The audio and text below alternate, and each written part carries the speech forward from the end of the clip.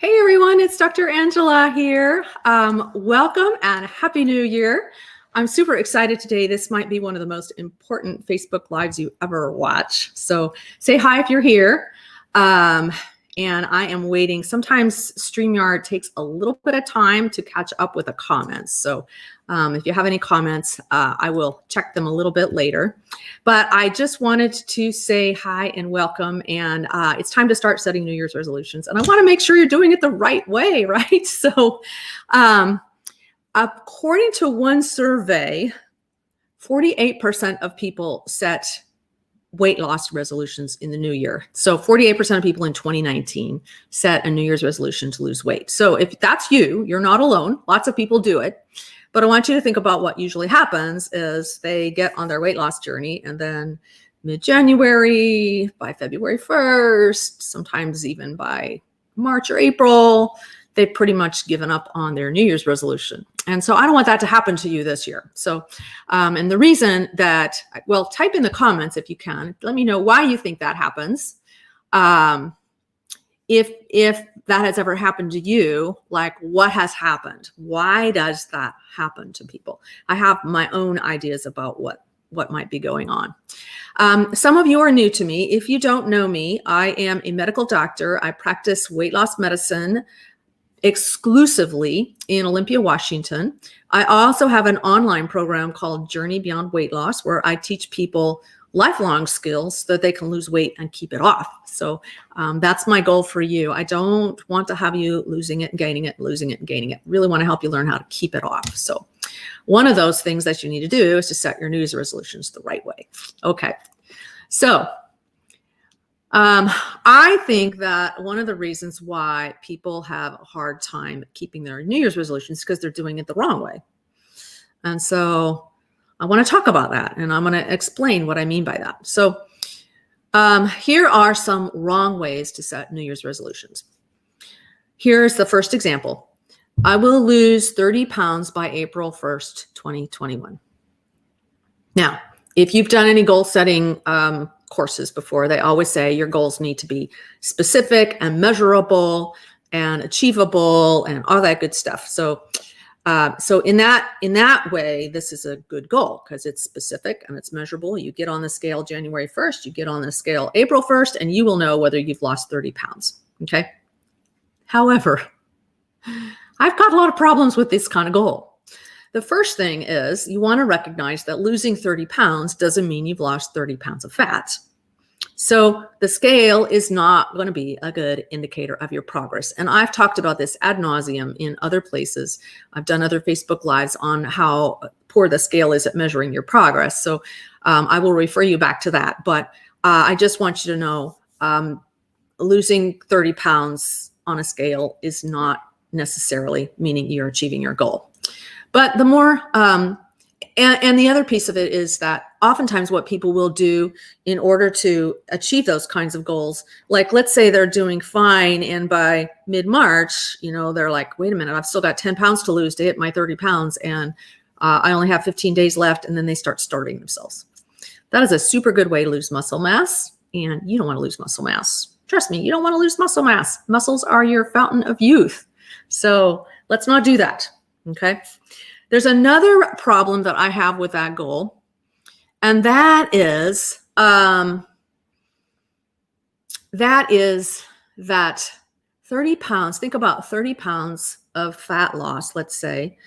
There is about 13, maybe 14 weeks worth of time between January 1st and April 1st. And so that means about 2.5 pounds of fat loss a week in order to achieve a goal like that. Now, some people, if they start out at a very high weight, they can do that safely.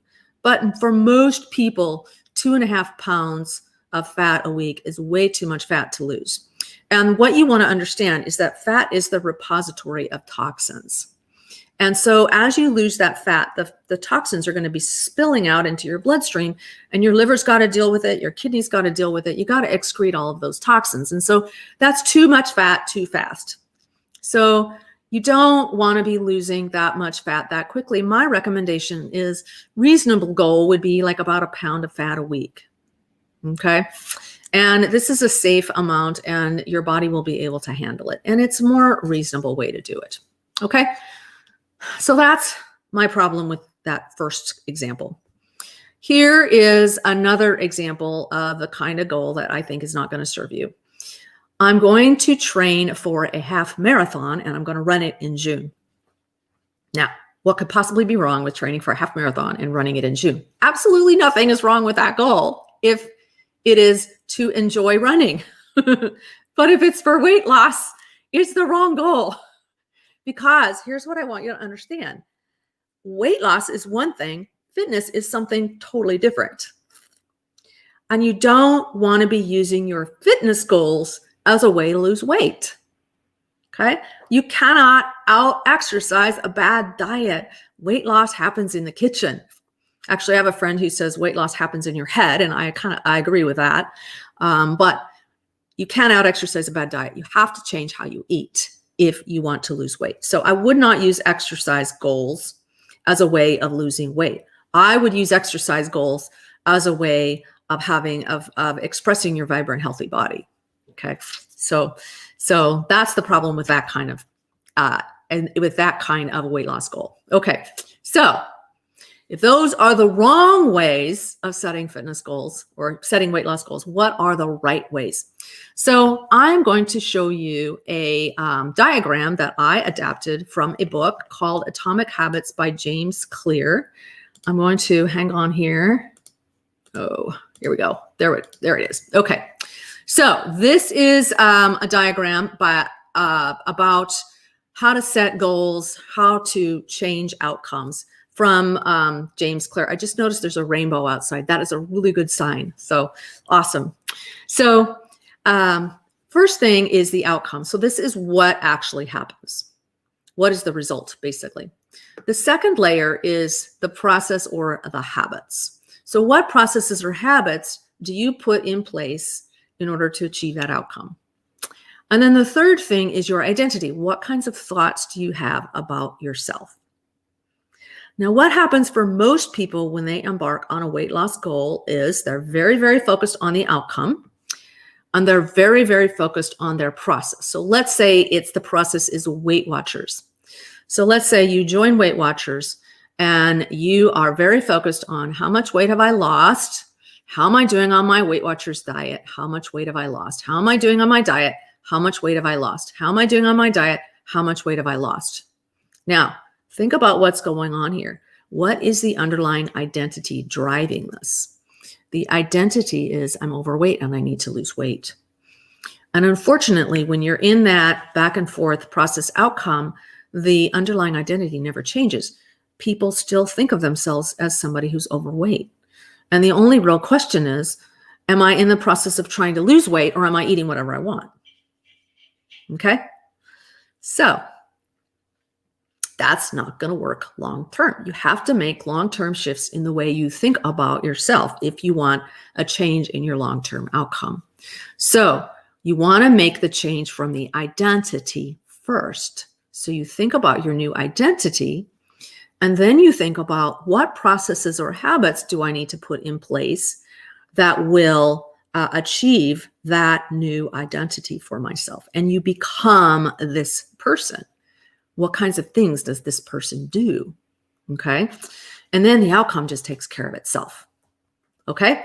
So I'm going to stop sharing and I'm going to have you stop for a minute and just think.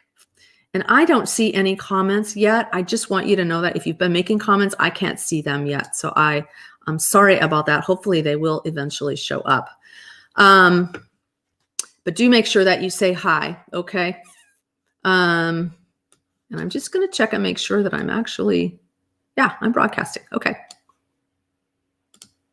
Okay. So I want you to close your eyes for a minute and I want you to envision yourself on December 31st, 2021. Okay.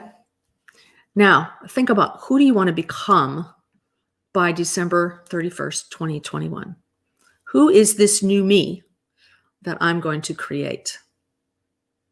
How does she think? So let's imagine for a minute that she's a size 8. Okay. It could be another size that is more appropriate to your body type, but I'm just going to go with a size 8 right now. So imagine that this new you is a size 8, and she has thrown out all the clothes that are larger than size 8 because she knows she's never going to need them again, right? And there's no question. And she's somebody who moves freely. She can run for 3 miles without any problem whatsoever. She can go on a hike for 5 miles and have the stamina that she needs. She can get in an airplane. We will be flying by then. We'll all be vaccinated by then, right?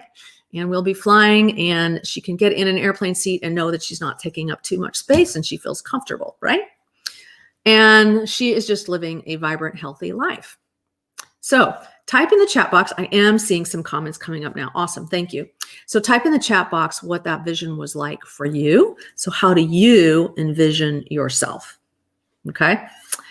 How do you envision yourself? Oh, great. I see somebody here from YouTube as well. Awesome. Thank you. Okay. So ask your future self, how did you get there? So you're going to have a little chit chat with this future you. Okay. Your eyes are open now, right? You're going to have a little chit chat with this future you. And you're going to ask this future you, how did I get here? What kinds of things did I do to get here?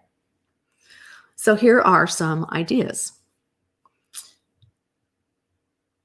Maybe you learned to cook your own food. Okay. So if you are this woman learned how to plan ahead, and she's making grocery lists, and she's going grocery shopping, and food prepping and all of that stuff. It's a non-negotiable part of her week now. Okay. She's not going to be caught dead in a drive-through anymore, starving to death. Okay. She stopped watching TV and eating in bed. Okay. She stopped the automatic habit of reaching for chips or candy or cookies or something whenever she's upset. She's learned to put a pause in between her feeling upset and her grabbing for some sort of food to comfort her. Okay. She doesn't let other people tell her what she should and shouldn't eat. She set really good boundaries around that. She doesn't let anybody guilt her into eating food that she knows is toxic to her body. Okay. She pays no attention when someone says she's got too many food rules, because she knows that most people are either binging or they're dieting. And for most people, there's no in between. They're either binging or they're dieting. She's done with all of that. She's just eating nourishing food regularly. She doesn't binge. She doesn't diet. She just eats nourishing food. Okay. So what kind of New Year's resolution would somebody like that make? Okay. Oh, great. I see some comments in here from the Graber family. Vibrant, healthy, focused, and active. I love that. That's great. Awesome. So what kind of New Year's resolutions does somebody like that make? She's not going to say things like, I'm going to lose X number of pounds by X number of date. I call that dieting for a deadline. So none of that. She is going to make resolutions that are things like, I'm going to spend my evenings reading or knitting or practicing the piano instead of eating popcorn or chips in front of the TV. Or a resolution like, I'm going to set 2 to 3 hours aside on a Sunday to plan my meals. Okay. And go grocery shopping and get a head start on my cooking so that I don't end up starving in the Taco Bell drive-thru anymore. That happens all the time for people, right? Maybe it's, I'm going to monitor my tendency to eat when I'm upset. I'm going to carry a journal around with me. And anytime I notice that I want to eat off plan, meaning something I didn't plan to eat, I'm going to start writing instead. Okay. Those are the kinds of resolutions that are going to be meaningful. And those are the kinds of resolutions that you're going to be able to keep. And those are the kinds of resolutions that you're not going to give up on. Recognizing that you're not going to be perfect at any of it, but you're just going to keep working at developing those new habits. Okay. Now, if you want help with this, because this isn't easy, right? If you want help with this, I want you to know that I have a webinar coming up called How to Get Healthy and lose weight even during a pandemic. The webinar is Friday and Saturday, January 8th and 9th. There's several different times to choose from. And if you can't make any of those times, just go ahead and sign up anyway, and we will send you the recording. Okay. But it will behoove you to show up live to the webinar, because I've got some great surprises for people who show up live. Okay. So that would be one way that, that you could get the help that you need. I want to really emphasize to you that losing weight and keeping it off is one of the hardest things that people can ever do. It is not an easy thing to do, and I don't want you to take this resolution lightly. I want you to take it very seriously, and I want you to be willing to do whatever it takes to get your body healthy and vibrant and active again, so that you can live the healthy, joyous life that you were meant to live. So let me see if there are any other comments here. Okay, great. So I will be checking back. If you have any questions, I will put the webinar link in the comments. And if you have any questions at all, go ahead and put them in the comments. I'll just keep checking back. And I wish you a very, very happy new year. And we are going to have a great 2021. I'm so excited. We've got a vaccine. Life is going to return back to normal, hopefully sooner rather than later. Okay, talk to you later. Bye-bye.